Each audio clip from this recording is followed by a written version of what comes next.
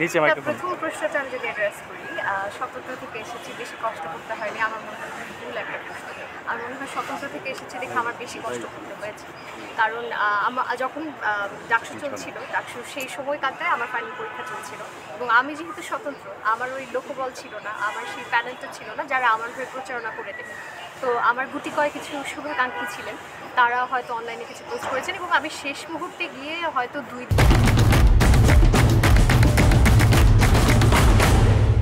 দিন আমি প্রচারণার সময়টা আসলে পেয়েছি। তো স্বতন্ত্র থেকে যদি আমি না করতাম, প্যানেল থেকে করতাম, এই জায়গাটায় হয়তো আমার কিছু সাহায্য আসতো যে আমার হয়ে প্রচারণাটা আমার প্যানেলের লোকরা করে দিত, সেটা আমি পাই। আর ঐক্যবদ্ধ শিক্ষার্থী জোটের ব্যাপারটা যদি বলি, আমরা জয়ী হওয়ার পর প্রথম মিটিংয়ে আমরা এই ব্যাপারটাই কথা বলেছিলাম যে এখান থেকে কেউ হয়তো শিবিরের প্যানেল থেকে এসেছে, কেউ আমার মতো স্বতন্ত্র, কেউ হয়তো প্রতিরোধ পর্ষদ থেকে এসেছে, কেউ হয়তো ছাত্র দলের প্যানেল থেকে, যদিও আসেনি। মানে এরকম আসলে আমরা এরকমভাবে দেখছি না যে অমুক হলো ঐক্যবদ্ধ শিক্ষার্থী জোটের, তমুক স্বতন্ত্র। এখানে আমরা সবাই ডাকসু। এখন আর কেউ কোন প্যানেল থেকে এসেছিল সেটা সব নির্বাচনের আগের রীতি কথা। এখন যা হচ্ছে সব শুধুমাত্র আমরা একটা মাত্র এন্টিটি হিসেবে কাজ করছি, সেটা হলো ডাকসু। আমরা ঢাকা বিশ্ববিদ্যালয়ের শিক্ষার্থীদের প্রতিনিধিত্ব করছি, এবং সেটা শুধুমাত্র ডাকসুর নির্বাচিত প্রতিনিধি হিসেবেই, কোনো শিবির থেকে না, কোনো ছাত্রদল থেকে না, এরকম। আচ্ছা, এই যেহেতু প্রশ্নটা শিবির নিয়ে করতে হচ্ছে, কারণ আপনাদের ভিপি, জিএস, এজিএস সবাই একটা নির্দিষ্ট একটি দলের থেকে এসেছেন, সেক্ষেত্রে আমরা সবসময় শুনে এসেছি যে ইসলামী ছাত্র শিবির আসলে নারী বিদ্বেষী এমন বিষয়টি আমরা দেখি এসেছি। সেক্ষেত্রে তাদের সঙ্গে একই প্যানেলে কাজ করে আপনার মতামতের কতটুকু আপনি স্বাধীনতা পাচ্ছেন?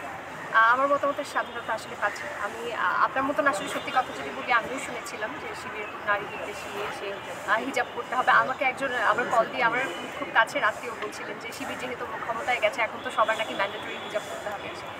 এখন অনেকে বলে আমি শিবির, আমি ছাত্রী সংস্থার, কিন্তু আমি হিজাব করি। ব্যাপারটা আমার কাছে খুব মজা লাগে, কারণ একজন মুসলিম হিসেবে আমাদের দায়িত্বই হলো ন্যূনতম যে পর্দার বিধানটা মেনে চলা, নামাজ কালাম করা। আর শিবিরের কথা যেটা, শিবির এখনও পর্যন্ত আমার কাছে মনে হয়নি কোনো ধরনের নারী বিদ্বেষী কথা বলেছে। আমি ব্যক্তিগতভাবে এর মুখোমুখি হইনি, এবং আমার আশেপাশে কেউ এখনও পর্যন্ত আমাকে এমন জানায়নি যে তোমাদের ডাকসু শিবিরের অমুক ভাই বা তমুক বোন এরকম কিছু একটা আমাকে বলেছে। সুতরাং সেই দিক থেকে আমি যদি প্রমাণ ভিত্তিক কথাই বলি, এমন কোনো ঘটনা ঘটেনি।